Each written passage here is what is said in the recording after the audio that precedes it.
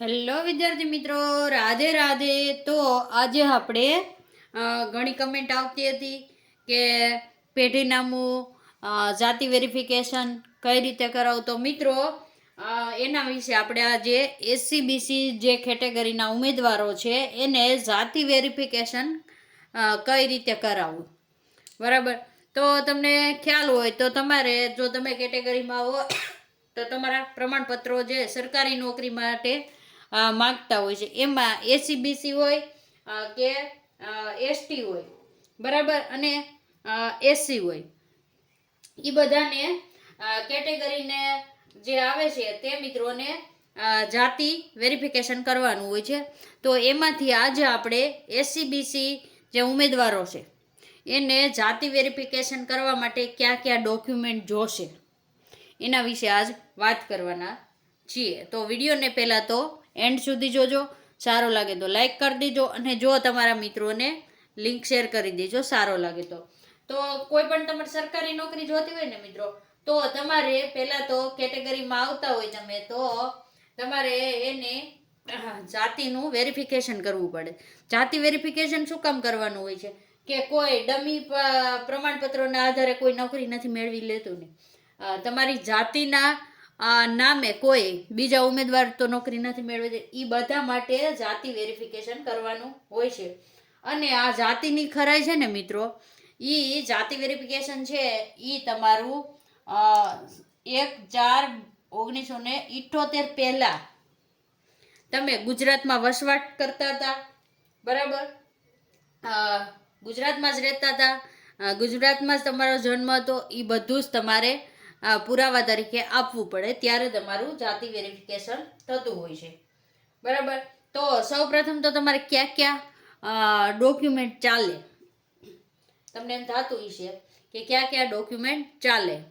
તો સૌપ્રથમ તમારી પાસે શું આધાર પુરાવામાં હોવું જોઈએ, તો તમારા જાતિ કે પેટા જાતિ કે જ્ઞાતિ કે જી કયો એ બધું જ લખેલું હોય ને એવું તમારા પિતા ભણેલા હોય ને. કોણ આવશે પહેલા? તો તમારા પિતા હોય જે ભણેલા હોય, તો કે પિતાનું એલસી ઈ ચાલશે. પણ ક્યારનું એલસી ક્યારનું ચાલશે? હા, એલસી કયો કે શાળા છોડ્યાનું પ્રમાણપત્ર કયો, ઈ તમારું પિતાશ્રીનું ક્યારનું હોવું જોઈએ? તો કે તમારા પિતાજીએ 1/4/1978 પહેલા ધોરણ 1માં એડમિશન લીધેલું હોય. કેવું હોય? એડમિશન લીધેલું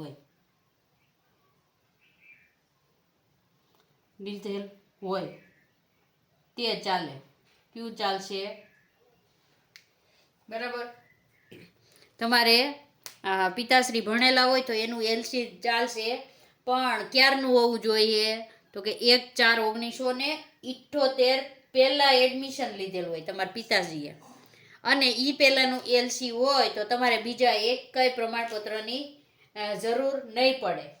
પણ એલસી તમારા પિતાએ 1/4/1978 એડમિશન લીધું હોય, પણ એલસી એના પછી નીકળેલું હોય, બરાબર. પહેલા ધોરણમાં એડમિશન તો 1978 પહેલા લઈ લીધું હોય, પણ શાળા છોડી હોય તો કે 1978 પછી છોડી હોય. તો ઈ મિત્રોને શું જોશે?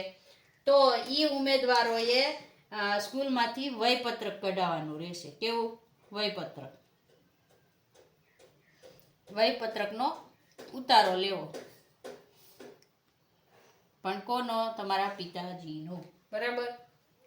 અને જો મિત્રો, આમાં તમારે ખાસ યાદ જોવાનું છે કે તમારા પિતાજીનું એલસી હોય ને, બરાબર, એમાં કઈ વસ્તુ મેન્શન હોવી જોઈએ. પિતાજીનું એલસી હોય તમારી પાસે તો એમાં પહેલા તો જન્મસ્થળ જો જે મિત્રોને હોય એ જોઈ લેજો. પછી એમાં તમારા જન્મ તારીખ મેન્શન હોવી જોઈએ, એટલે કે એમાં લખેલી હોવી. અને જાતિ છે ને એ ચોખ્ખી લખેલી હોય છે, સ્પષ્ટપણે પુરવાર થવી જોઈએ કે તમે કઈ જાતિમાં આવો છો. પિતાજીનું એલસી હોય તો એમાં લખેલી હોવી જોઈએ. હવે ઘણા મિત્રોને એમ થશે કે હાલો આ પિતાજીનું એલસી મળી ગયું ને વયપત્રકનો નમૂનો પણ મળી ગયો ને એમાં બધું જ મેન્શન છે, તો તમારે કોઈ બીજા પુરાવાની જરૂર પડશે નહીં. શું જરૂર પડશે નહીં? ઘણા એમ કહેતો હોય અમારે પેઢીનામું કરાવું, આ કરાવું. તો જો તમારા પિતાજીનું એલસી અને વયપત્રક તમને મળી ગયું હોય ને તો તમારે પેઢીનામાની જરૂર નહીં પડે. બરાબર. પણ હવે પિતાજીનું એલસી તો મળ્યું તમને,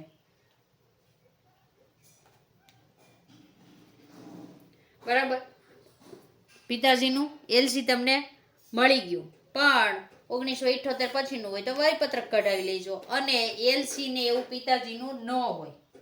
જો ઘણા મિત્રોનું શું હોય છે, મારા પપ્પા અભણ છે, ભણેલા નથી, બરાબર, તો એને શું કરવાનું? જેની પાસે આ બે વસ્તુ હોય ને એની બીજી કઈ વસ્તુની જરૂર પડશે નહીં. પણ જેના પિતા અભણ છે અથવા તો હયાત નથી, બરાબર, ઘણા એ આપણે કમેન્ટ પણ હતી, તો પિતૃપક્ષના તમારા કયા કયા આધારો ચાલે? તો જો થોડોક વિડીયો લાંબો થશે તો જ એન્ડ સુધી જોજો, બરાબર. જો તમારા પિતા ભણેલા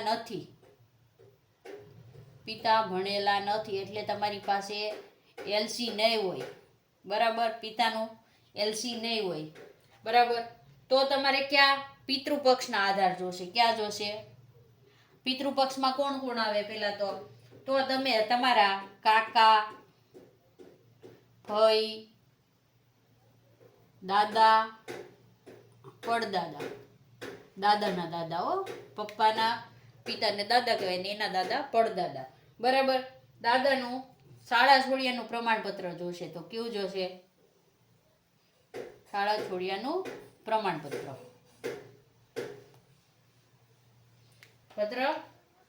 અને તમારા પ્રમાણપત્ર તો જોશે. એની સાથે તમારે ધોરણ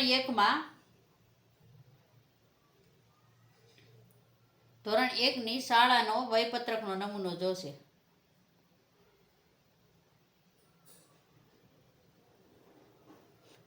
નમૂનો અથવા તો કે ઉતારો જોશે. શું જોશે? ઉતારો જોશે.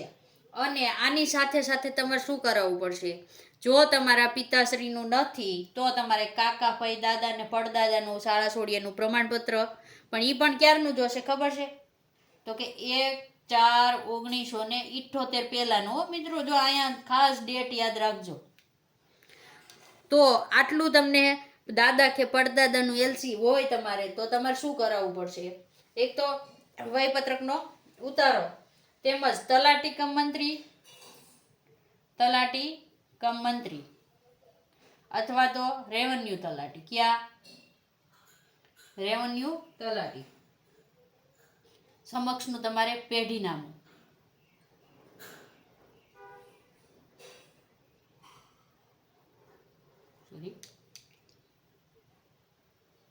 પેઢીનામું રજૂ કરવાનું રહેશે. રજૂ કરવું, બરાબર. પણ આ બધું જ તમારું એલસી ને એ બધું ક્યારનું જ હશે? 1978 પહેલાનું. ઘણા મિત્રોને આપણને કમેન્ટ આવતી હોય છે, મારા પિતા ભણેલા નથી તો મારે મારા કાકાનું, ફઈનું, દાદાનું, પડદાદાનું એલસી છે. એલસીમાં તારીખ ખાસ જોજો, 1978 પહેલાની હોવી જોઈએ. અને એ એલસી તમે તમારા દાદા, પડદાદા જે પહેલા ધોરણમાં ભણ્યા હોય ત્યાંથી વયપત્રકનો ઉતારો તમારે લઈ લેવાનો છે. અને તમારે તલાટી કમ મંત્રી અથવા રેવન્યુ તલાટી સમકક્ષ, એટલે કે તમે તાલુકામાં કે ગમે ત્યાંથી પેઢીનામું રજૂ કરવાનું તમારે રહેશે, બરાબર. પણ આમાં પણ મિત્રો તમારે એક ખાસ વસ્તુ યાદ રાખવાની છે. આ તમે પિતૃપક્ષના તમારા કાકા, ફઈ, દાદા કે જેના પણ એલસી તમે બતાવો ને મિત્ર, માં સ્પષ્ટપણે જાતિ લખેલી હોવી જોઈએ. શું લખેલું હોવું જોઈએ? આ તમે જે પ્રમાણપત્ર બતાવો ને એમાં સ્પષ્ટપણે જાતિ લખેલી હોય. જાતિ કે પેટા જાતિ તમારી જે આવતી હોય મિત્રો, બરાબર. ઘણા મિત્રોને આપણને સવાલ હોય છે કે પેટા જ્ઞાતિ છે, જાતિ છે એ અલગ લખેલી હોય છે. તો મિત્રો આપણે કહેવાનું કે ભરતી સમિતિમાં જે જાતિ ખરાઈ માટેની સમિતિ બનેલી હોય છે ને એ બહુ સપોર્ટિવ હોય છે. તો તમારે કોઈ પેટા જાતિમાં ભૂલ હોય કે 1978 પહેલાં આ જાતિ આ રીતે તળપદી કે અલગ રીતે કે લખેલી હોય તો એ લોકો જાણકાર હોય છે, તમને સલાહ સૂચન આપતા હોય છે ને તમને જો કોઈ મિસ્ટેક હોય કે થોડો ફેર હોય તો તમને સમય આપતા હોય છે. એ સમયમાં તમારે સુધારીને રૂબરૂ ત્યાં આપી દેવાની હોય છે. એ રીતની વ્યવસ્થા કરેલી જ હોય છે. તમને એમ થતું હોય કે જાતિ ખરાઈ નહીં થાય તો મારા હાથમાંથી નોકરી વહી જશે, એવું નથી થતું. જો તમારી ખોટા હોય, તમારી જાતિ તમે બોગસમાં કર્યું હોય તો જ તમારી નોકરી જાય, બાકી તમને સમય મળશે અને બધું જ વ્યવસ્થિત થઈ જશે. એટલે તમારે ચિંતા કરવાની જરૂર નથી. બરાબર. હવે તમારા ફઈ કે દાદાનું એલસી ને એવું તમારી પાસે ન હોય તો બીજા છે તમારા ક્યાં ક્યાં પુરાવો ચાલી શકે છે, પુરાવાઓ. તો એનું આપણે અહીંયા થોડુંક તમને લિસ્ટ બનાવી દેવી છે કે તમારે પેઢી નામું ને એવું કરવાનું થાય તો તમારે ક્યાં ક્યાં આવે. બરાબર. તો જાતિ દર્શાવેલ હોવી જોઈએ. એક તો જે પણ તમે નમૂનો કે જે પણ એલસી હોય કે પરદાદા કે દાદાના જે પણ પુરાવાઓ રજૂ કરો, બરાબર, એમાં તમારી જાતિ શું દર્શાવેલું હોવી જોઈએ? જાતિ દર્શાવેલ હોવી જોઈએ. જાતિ દર્શાવેલ હોવી જોઈએ. એવા પુરાવા છે તે તમારે રજૂ કરવાના હોય છે. એમાં તમે કે ક્યાં ક્યાં પુરાવા તમારે ચાલી શકે. જો બધા જ અભણ હોય, ઘણી વાર કેવું થાય છે કે પપ્પા ભણેલા નથી, દાદા પણ ભણેલા નથી, ફઈન કાકા ને ઈ પણ ભણેલા નથી. હવે તમને ખબર છે 1978 પહેલા આપણે ભણવાનું એટલું બધું કાંઈ હતું ને, એટલે મોસ્ટ ઓફલી બધા અભણ હોય.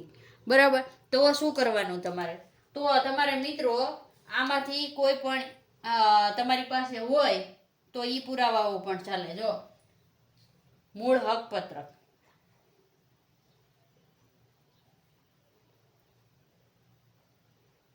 હકપત્રકની નોંધો, બરાબર, એ તમને તલાટી કમ મંત્રી પાસે જાવ એટલે મારા ખ્યાલથી આ 6 મૂળ હકપત્રક છે એ તમારા ગામમાંથી નીકળતું હોય છે.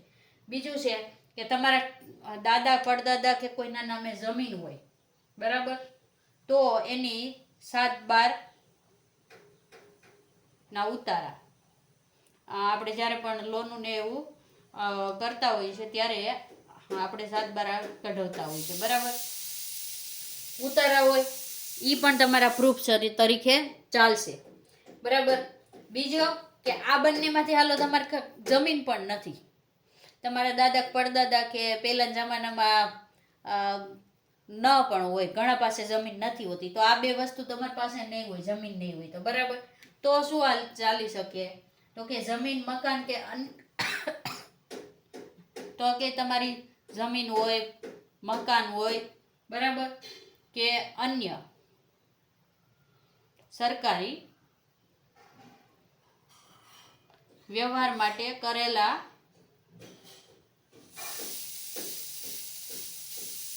કાગળો હોય જેમાં જાતિ સ્પષ્ટપણે દેખાતી હોય. શું દેખાતી હોય?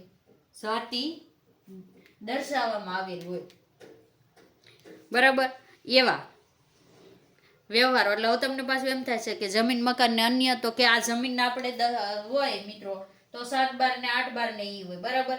હવે મકાન હોય તો મકાનમાં શું આવે? દસ્તાવેજ આવી જાય. તમારો દસ્તાવેજ હોય કે નહીં મકાનનો પહેલાનો, બરાબર, તો કે એના દસ્તાવેજ જે હોય ને એમાં એ ચાલે, પણ એમાં શું હોવું જોઈએ કે જાતિ તમારી દર્શાવેલી હોવી જોઈએ, કે જે જાતિના તમે છો ઈ ખરાઈ કરવા માટે જ છે. એટલે કે તમે 1978 પહેલા પણ આ જાતિમાં હતા અને અત્યારે પણ તમે ઈ જ જાતિમાં આવો છો.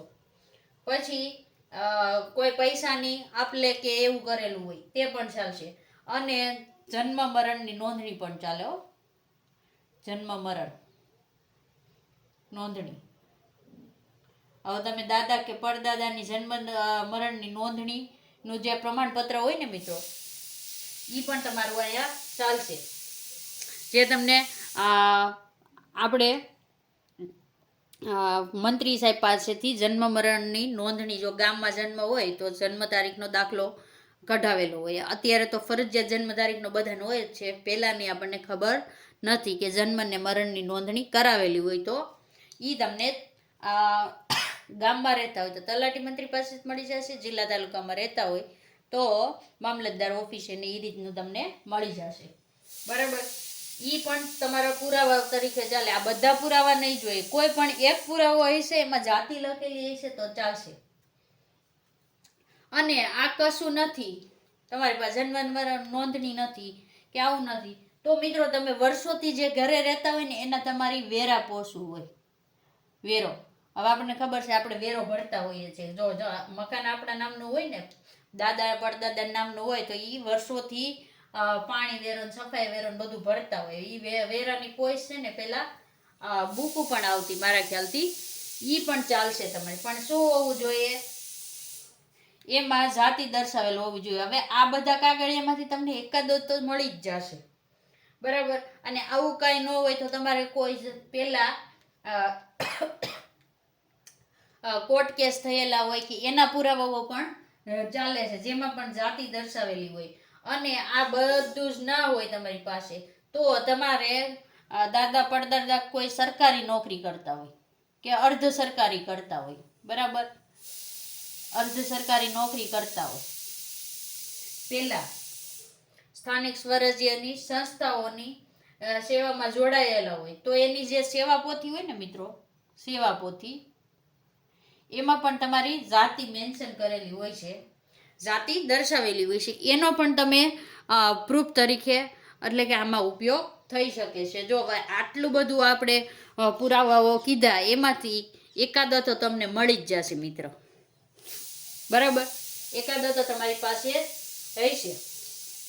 એટલે જો પિતાનું એલસી ના હોય તો જ તમારે પેઢીનામું ની બધું કરાવવાનું રહે. બાકી જો પિતાનું એલસી મળી જાય તમને અને એનું વયપત્રક, બરાબર, 1978 પેલા ધોરણમાં દાખલ થયા હોય ને પછીનું એલસી હોય તો તમારે વયપત્રકનો નમૂનો નહીં. જો પિતા ભણેલા હોય તો તમારે આ બધું કાંઈ નહીં જોઈએ, પણ જો પિતા નથી ભણેલા, અભણ છે, તો આમાંથી તમારે કોઈ પણ એક પુરાવો જાતિ ખરાઈ માટે જોશે. બરાબર, આટલા તમારે પિતૃપક્ષના દસ્તાવેજો તમારે પેઢીનામા માટે જોશે. બરાબર, અને પિતાનું હોય તો કશું જોશે નહીં. અને તમે અત્યારે જે મિત્રો ચિંતા કરતા હોય છે કે જાતિ વેરિફિકેશન કઈ રીતે કરશું, પપ્પા અભણ છે, પડદાદા નથી, ભણેલા નથી, ફઈ ભણેલા છે, ઓલું આમ છે, કેટલું ટેન્શન આપણે કમેન્ટ આવે છે ખબર છે, તો કોઈ ચિંતા કરવાની જરૂર નથી. હવે આ વિડીયોમાંથી તમારી પાસે જે પણ હોય અને જાતિ દર્શાવેલું હોય એ જોઈ લેજો. અને જાતિ ખરાઈના પ્રમાણપત્રો છે ને મિત્રો તમારે કરાવવા હોય આ બધાય તો તૈયાર રાખજો ડોક્યુમેન્ટ. શું કામે કે જિલ્લા પસંદગી પછી તરત જ તમારી સ્થળ પસંદગીને એવું થાય ત્યારે આ બધું જ તમારે જોશે. તમે કેટેગરીમાં લેશો તો, જો ઓપનમાં લેતા હોય કોઈ પણ નોકરીમાં તો તમારે જાતિ ખરાઈ કરાવવાની હોતી નથી. અને જાતિ ખરાઈમાં જો એકાદો ડોક્યુમેન્ટ ઘટતો હોય ને મિત્રો તો કોઈ ટેન્શન લેવાની જરૂર નથી. શું કામે, તો તમને નિમણૂક તો આપી જ દેવાના છે એ લોકો. એકાદો પુરાવો ઘટતો હોય, જાતિ ખરાઈ પછી જ થવાની છે તમારી, એટલા માટે તો એકાદ પુરાવો ઘટતો હોય તો તમને નિમણૂક આપી દેશે, પછી તમને સમય આપશે અને તમને એ તો સોલ્યુશન પણ આપશે. કોઈ તમે ડોક્યુમેન્ટ ઘટતો હોય છે ને તો સોલ્યુશન પણ તમને આપશે કે આ રીતે આ કચેરીમાંથી આમ કરો એટલે આ મળી જશે અને આટલા દિવસમાં તમે અહીંયા જમા કરાવી દેજો, એટલે સમય આપશે. એટલે એવું કોઈ ટેન્શન લેતા નહીં. અને ટૂંક સમયમાં આપણે આનું ફોર્મ જે છે ને એ પોસ્ટમાં મૂકશું, કઈ રીતનું તમારું વેરિફિકેશનનું ફોર્મ ભરવાનું છે. બરાબર, અને ફોર્મ ભરાઈ ગયા પછી તમારું જાતિ વેરિફિકેશનનું કેવું નીચે તમને પ્રમાણપત્ર મળે છે, શું લખેલું, બરાબર, એનું આપણે ટૂંક સમયમાં ફોર્મ ગોતી અને પોસ્ટમાં મૂકશું. તો આપણી સાથે બન્યા રહેજો અને ચેનલને સબસ્ક્રાઈબ કરી દેજો. બરાબર, વિડીયો સારો લાગ્યો તો લાઈક કરી દેજો, ચેનલને સબસ્ક્રાઈબ કરી દેજો. રાધે રાધે.